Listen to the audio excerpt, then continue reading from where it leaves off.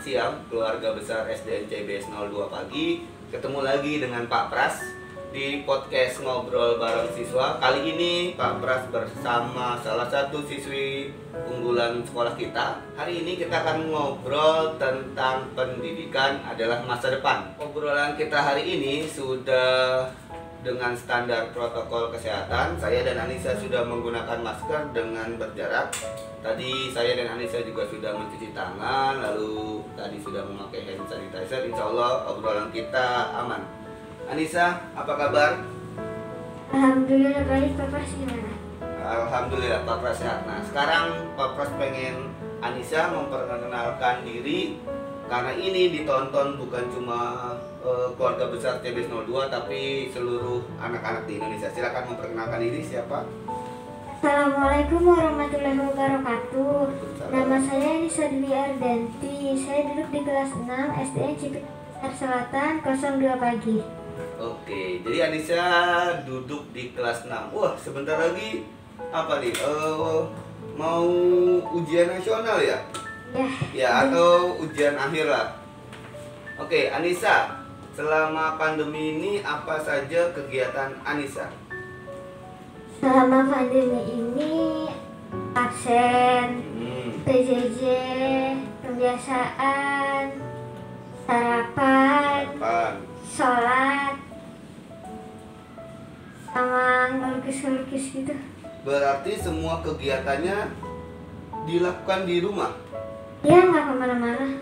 Wah, Anissa ini tertib banget. Seperti waktu awal-awal pandemi ini kan kita mengkampanyekan hashtag di rumah aja. Jadi sampai detik ini Anissa masih di rumah aja. Nah, itu kan kalau Senin sampai Jumat atau pada saat ada kegiatan pembelajaran di rumah. Kalau hari Sabtu dan hari Minggu, apa yang Anissa lakukan? Biasanya sih ke rumah Eyang, Pak. Ke rumah Eyang. Kalau misalnya sedang tidak ke rumah Eyang?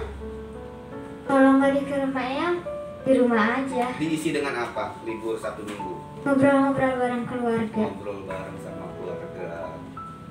Oke, Anissa, tadi sudah Pak Pras jelaskan di awal, kita akan membahas tentang pendidikan dan masa depan. Baik, yang pertama Pak Pras akan menampilkan sebuah gambar seperti ini. Nah, Anissa, cita-cita Anissa itu ingin menjadi apa? Ingin menjadi dokter, Pak.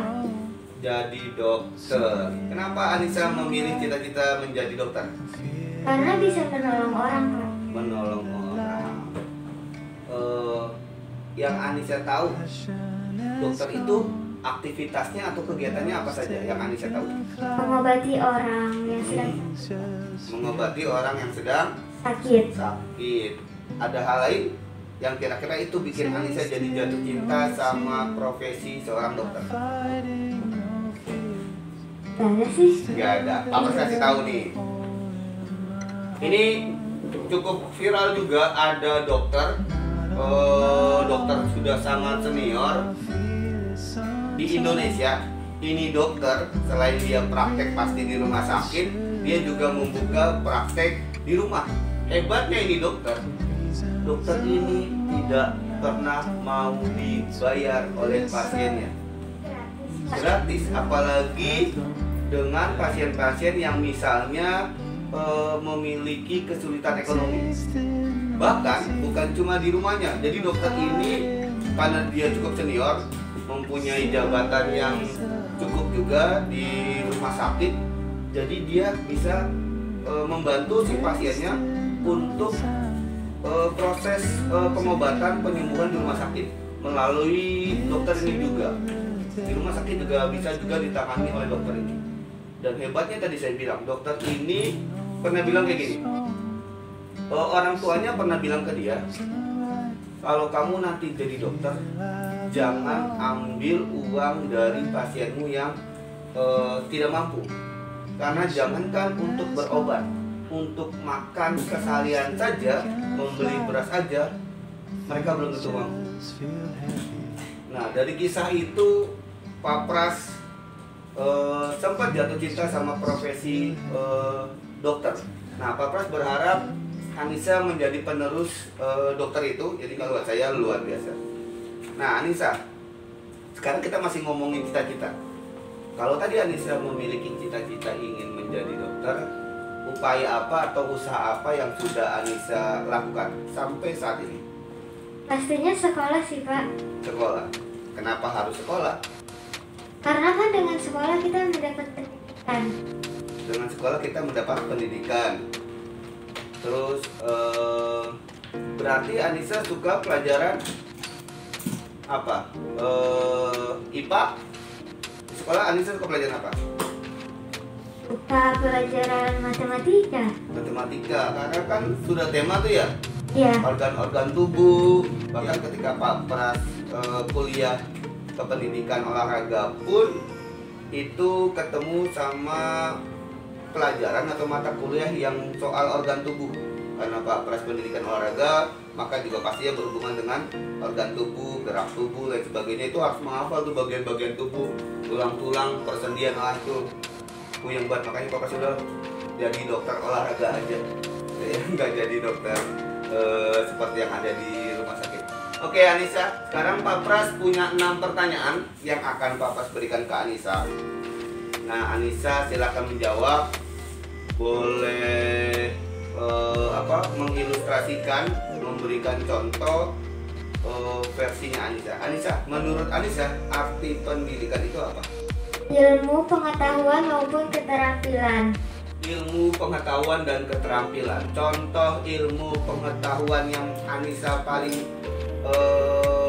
nempel nih di Anissa. Contoh ilmu pengetahuan apa? Atau pengetahuan apa yang Anissa dapatkan di sekolah? Kemanapun itu nggak pernah lupa. Gini Anissa, Pak Pras pernah dapat informasi dari guru Pak Pras bahaya tentang rokok. Sampai detik ini Pak Pras ingat terus cerita guru Pak Pras tersebut tentang bahaya rokok. Maka sampai detik ini alhamdulillah Pak Pras belum pernah merokok.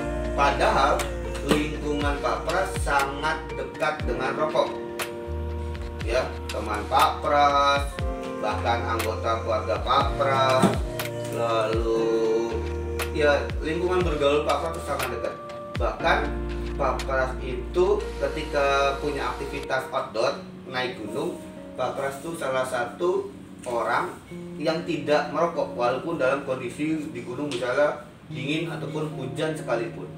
Kenapa? Karena guru Pak Pras lagi itu bilang gini,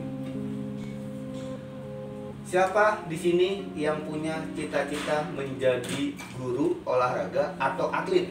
Wah, saya langsung angkat tangan. Bukan saya doang tuh, beberapa teman laki-laki utamanya angkat tangan. Kebanyakan pengen jadi pemain sepak bola. Lalu guru saya bilang, kalau sampai detik ini pada saat SMA, kalau sampai detik ini kalian merokok, maka tidak usah bermimpi untuk menjadi pemain sepak bola, karena rokok bisa menghancurkan karir atlet. Nah, pesan itu yang sampai detik ini Pak Pras pegang. Pertanyaan kedua sekarang. Nah, menurut Anissa, tujuan pendidikan itu apa? Untuk menjadikan kita orang yang berpendidikan. Untuk menjadikan kita orang yang berpendidikan. Orang yang berpendidikan itu seperti apa? Orang yang pintar dalam ucapan, pengetahuan, dan lain-lain. Oke, jadi orang yang mempunyai kemampuan, kecerdasan dalam beberapa hal, itu tujuan pendidikan. Sekarang kalau Pak Pras tanya, kalau tujuan sekolah apa menurut Anissa? Kenapa Anissa datang ke sekolah? Kenapa Anissa disekolahkan oleh orang tua Anissa? Karena kan sekolah memberi kita ilmu, jadi kita jika sekolah kita menjadi orang yang berpendidikan, dan kalau kita berpendidikan kita akan sukses di masa depan. Oke, Anissa, sekarang kita masuk ke pertanyaan ketiga. Menurut Pak Pras, sekolah itu adalah kendaraan pendidikan. Jadi lewat sekolah pendidikan itu diberikan supaya anak-anaknya dapat memperoleh ilmu pengetahuan, tadi keterampilan juga yang Anissa bilang, untuk mencapai masa depannya atau cita-cita yang seperti tadi Anissa sebutkan. Nah, menurut Anissa, seberapa pentingnya sekolah menjadi alat atau kendaraan transportasi pendidikan dalam mencapai masa depan anak-anak? Penting banget lah, karena sekolah kita dikasih ilmu supaya kita jadi berpendidikan dan di masa depan menjadi sukses. Sukses. Nah, sekarang peran sekolah selain menjadi tempat anak untuk belajar ilmu pengetahuan, apakah sekolah juga dapat menjadi tempat anak-anak nanti bukan cuma pintar, tapi memiliki sikap yang baik, mempunyai sopan santun, lalu dia punya karakter diri? Apakah sekolah juga bisa menjadi tempat seperti itu? Bisa, Pak. Contohnya? Contohnya kan sekolah bukan cuma nyatet-nyatet doang, Pak, tapi kan juga kadang-kadang ada praktek tari. Oke. Apalagi contoh, saya sebutin aja, Anissa nanti saya sebutin itemnya, Anissa menyebutkan contoh kegiatannya atau aktivitas sekolah. Untuk meningkatkan iman dan takwa, sekolah seperti apa kegiatannya, contoh? Contohnya salat bersama di musola. Oke, kalau pandemi ini, PJJ, ada nggak kegiatan sekolah di PJJ ini yang diberikan untuk meningkatkan tadi nilai-nilai keimanan? Tugas apa yang pernah diberikan? Boleh dari guru agamanya atau dari program kegiatan sekolah? Menghafal surat. Menghafal surat. Kemarin kita juga doa bersama ya? Ya. Ya, doa bersama virtual bareng di pagi hari. Nah, lu kalau misalnya ingin mengembangkan bakat atau hobinya di sekolah, apakah ada kegiatannya? Ya tadi Pak, contohnya ada yang hobinya nari, kan ada praktek tari. Oke, kalau ingin mengembangkan nilai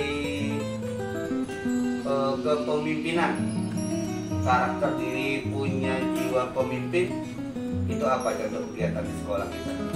Contohnya dia menjadi ketua kelas, kan dia harus memimpin satu kelas, Pak. Oke, jadi dia memiliki tanggung jawab ya? Iya. Iya.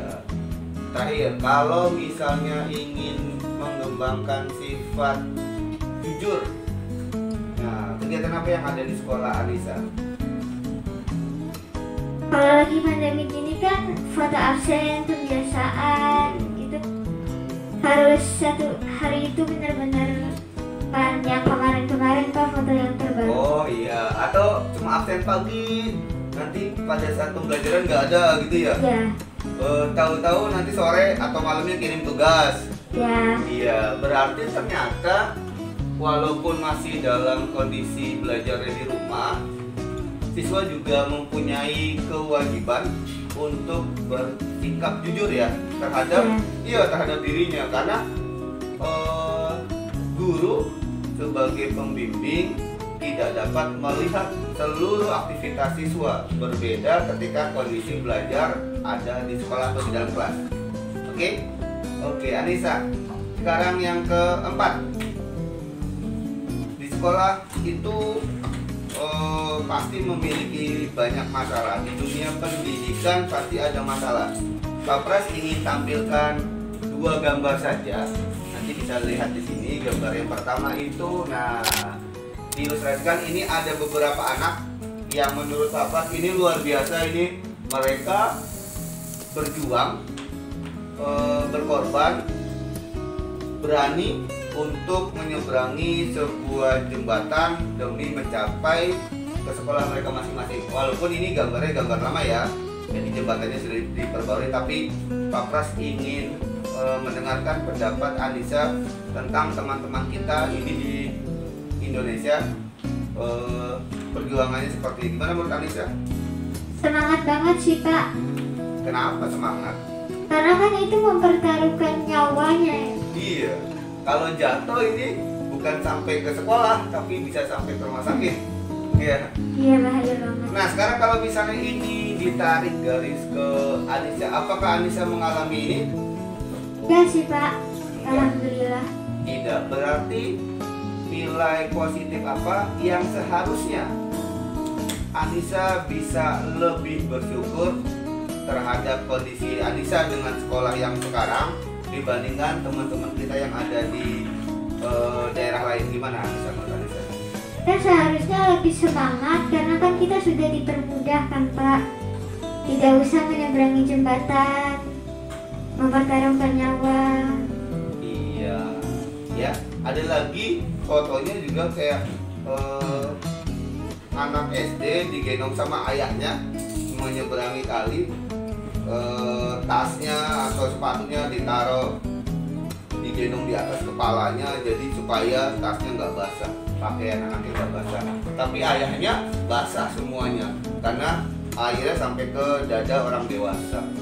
Itu perjuangannya di dalam dunia pendidikan. Nah, ada lagi gambar yang kedua, masih kendala di dunia pendidikan. Mudah-mudahan sih ini gambar-gambar lama, jadi sudah dalam kondisi yang sekarang tidak diperbaiki. Nah nih, ini ada gambar sebuah sekolah di satu ruang kelas yang kondisinya menurut Pak Pras cukup membahayakan juga ya, memprihatinkan, membahayakan siswa yang belajar. Sekarang menurut Anissa gambar ini seperti apa?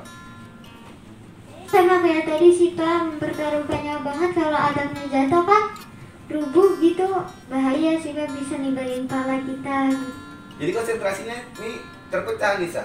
Gurunya sedang menjelaskan, dia harus fokus ke gurunya, tapi satu pikiran lagi apa?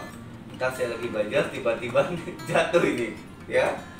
Terus kalau misalnya lagi-lagi ditarik dengan kondisi Anissa sekarang, apakah kondisi kelas sekolah Anissa seperti ini?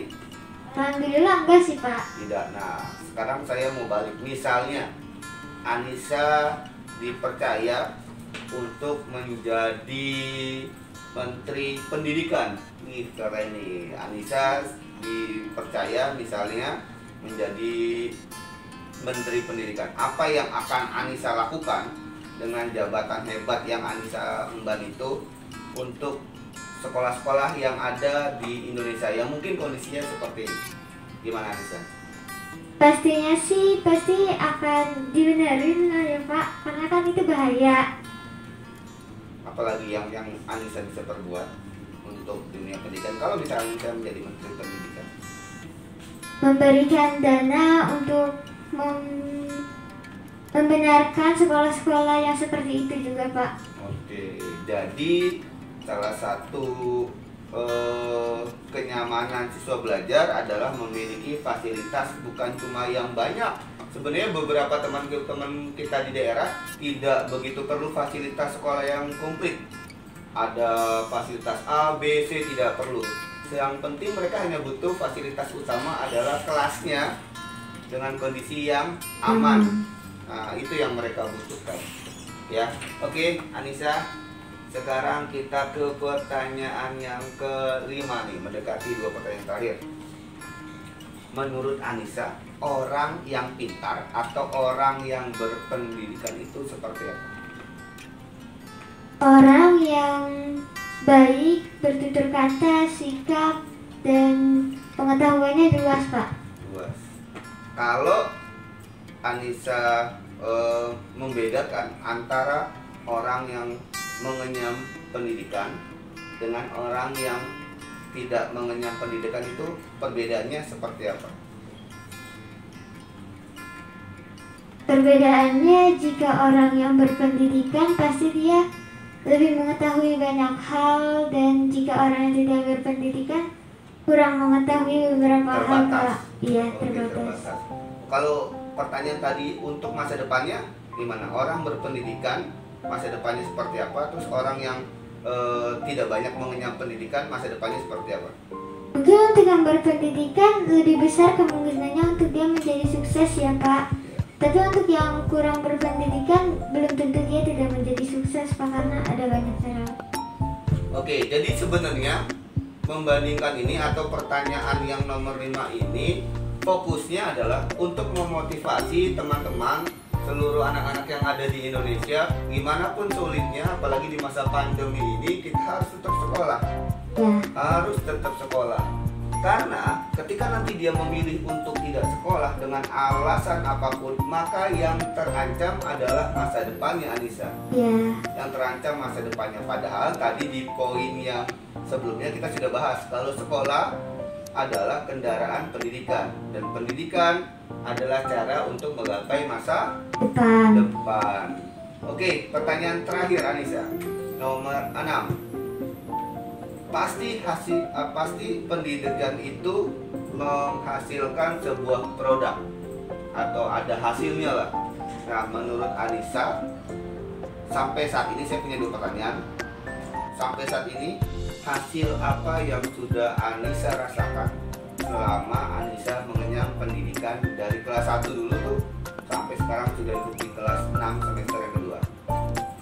Waktu kelas 1 saya tidak bisa perkalian, apalagi pecahan, Kak. Tapi sekarang sudah paham.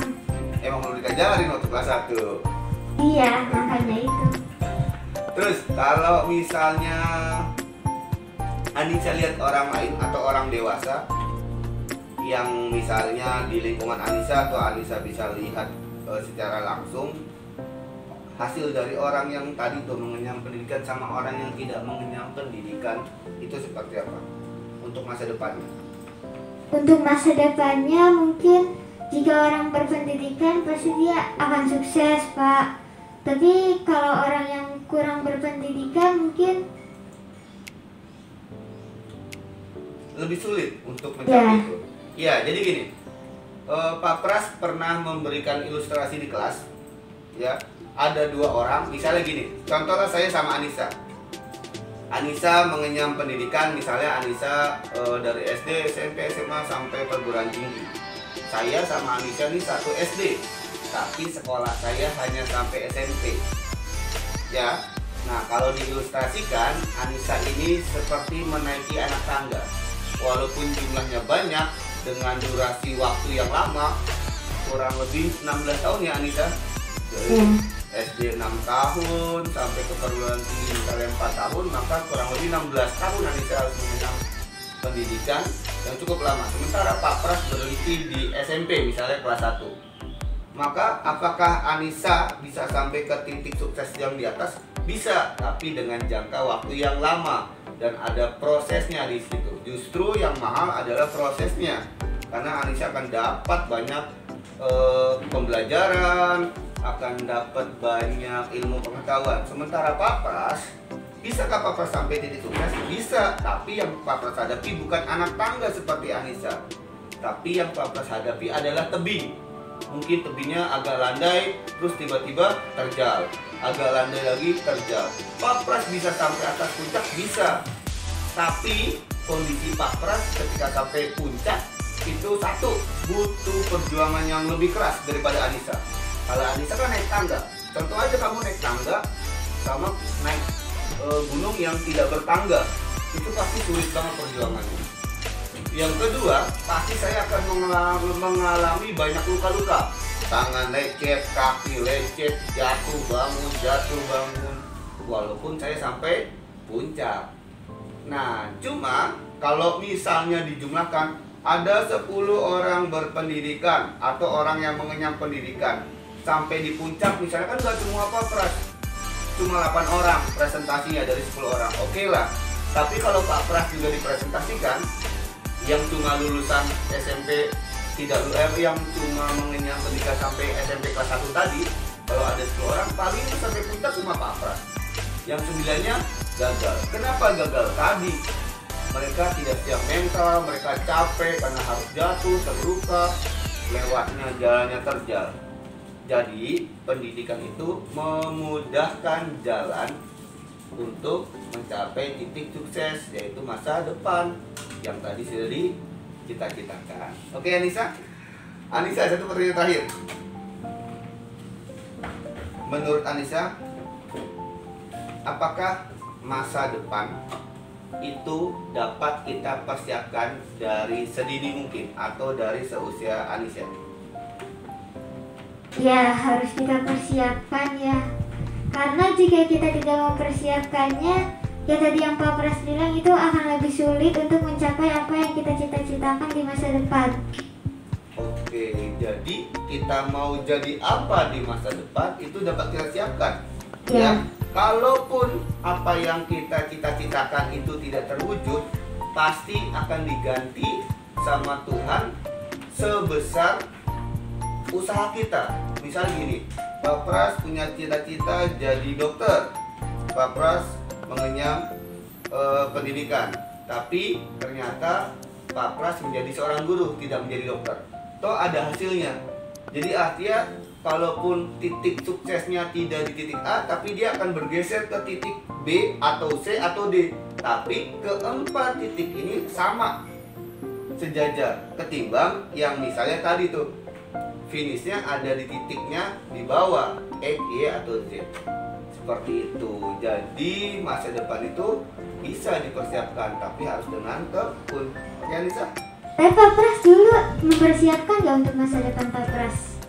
Awalnya Pak Pras itu berganti-ganti tujuannya. Tujuan itu seperti cita-cita. Tapi itu mulai mengkerucut ketika Pak Pras sudah kelas 2 SMA. Nah, karena dulu Pak Pras suka dua hal. Satu, saya suka olahraga, sepak bola saat itu. Lalu yang kedua, saya suka anak-anak, karena di lingkungan saya banyak anak-anak. Jadi waktu saya seusia SMA, saya udah melatih anak-anak SD di rumah saya untuk main bola. Nah, dari situ saya punya pikiran, Pak Pras pengen jadi seorang guru aja. Bukan cuma itu dari faktor Pak Pras, lalu dari faktor keluarga. 5 anak, 2 kakak Pak Pras itu guru.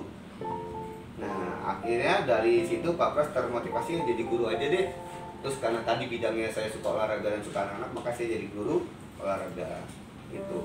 Berarti apakah dipersiapkan? Dipersiapkan walaupun tidak seperti misalnya Anissa dari sekarang nih udah kekeh pengen jadi dokter, lalu Anissa mempersiapkan dari sekarang, dari SD nih. Pak Pras tidak. Pak Pras startnya memang ketika kelas 2 SMA tadi. Lalu apa yang Pak Pras lakukan? Lagi itu Pak Pras ikut bimbel. Itu salah satu upaya Pak Pras. Selain sekolah, Pak Pras ikut bimbel lagi itu. Terus pada saat Pak Pras naik kelas 3 SMA, ini Pak Pras bilang adalah titik nadir terberat, ini seperti wajib militer.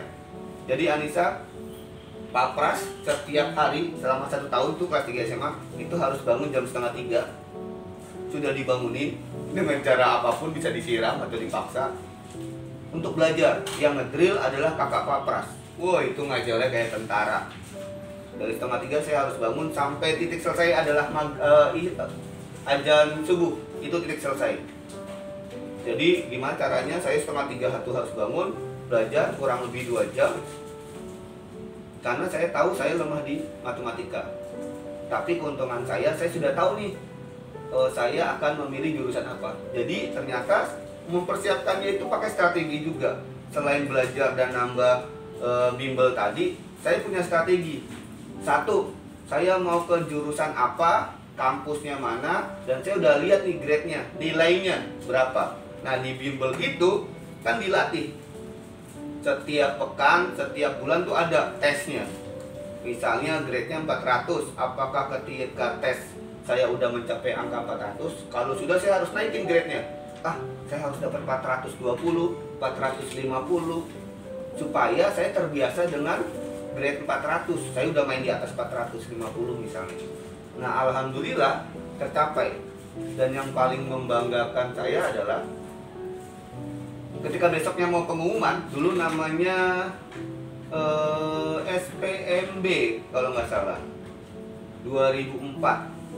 Itu jam 12 malam lewat sedikit, kakak saya udah ngabarin saya. Saya dipanggil Wawan di rumah. Wan, nama kamu ada di internet gitu kan. Karena saya tadi itu belum pegang handphone, 2004 belum ada akses internet buat diri saya juga. Ya udah, besok beli koran. Pagi-pagi 5:30 saya beli koran. Saya cari nama saya ada, dan itu yang paling membanggakan. Sayangnya koran itu hilang. Koran itu saya stabilo, saya lingkarin. Jadi di keluarga saya yang namanya muncul di koran itu ada 3. 2 kakak saya di UI, saya di UNJ, dan itu hal yang membanggakan buat ibu bapak saya saat itu. Anaknya muncul di koran SPMB. Padahal selama proses kelas 1, kelas 2, kelas 3 SMA, saya bukan siswa yang pintar. Saya bukan siswa masuk 10 besar, bukan Anissa. Bahkan kalau bisa saya peringkat antara mau 5 ke bawah atau tuju ke bawah. Jadi bukan pintar, tapi saya tadi tuh punya target dan strategi. Targetnya apa, strategi saya apa. Jadi benar, masa depan itu, cita-cita itu dapat disiapkan. Itu Anissa. Ada lagi yang mau Anissa tanyain? Enggak Pak. Oke, terima kasih teman-teman, terima kasih keluarga besar Cedus 02. Semoga obrolan kita hari ini dapat memotivasi seluruh anak-anak yang ada di Indonesia. Apapun kesulitannya, kita harus tetap semangat belajar selama mempersiapkan masa depan. Karena tadi kita percaya kalau masa depan itu cita-cita itu dapat disiapkan. Anissa, ada pesan terakhir untuk teman-teman di seluruh Indonesia? Silakan. Yang pastinya lakukan 3M, mencuci tangan, menjaga jarak, dan memakai masker. Oke, kalau untuk pendidikannya, kasih motivasi ke teman-teman Anissa. Belajarnya gimana? Tetap semangat walaupun hanya belajar dari rumah. Tetap semangat. Oke, terima kasih untuk hari ini. Terima kasih untuk Anissa sudah datang, sudah ngobrol di podcast bareng siswa hari ini. Salam CBS 02. Cerdas, beriman, semangat. Semangat. Bapak tutup. Wassalamualaikum warahmatullahi wabarakatuh. Waalaikumsalam warahmatullahi wabarakatuh. Ayo, aku capek nih, masa pas ngomong. Enggak, deg-degan. Pokoknya itu, jangan pikir itu ada kamera. Ini saya ngomong gini aja tuh sehat. Jangan pikir itu ada kamera, ngobrol biasa aja. Kalau grogi lihat kamera atau grogi lihat saya, lebih banyak lihat ke sini nggak apa-apa. Tapi jangan terlalu kesini terus ya, karena obrolan itu harus melihat siapa yang diajak lawan bicaranya. Sesekali boleh curi pandang ke kamera.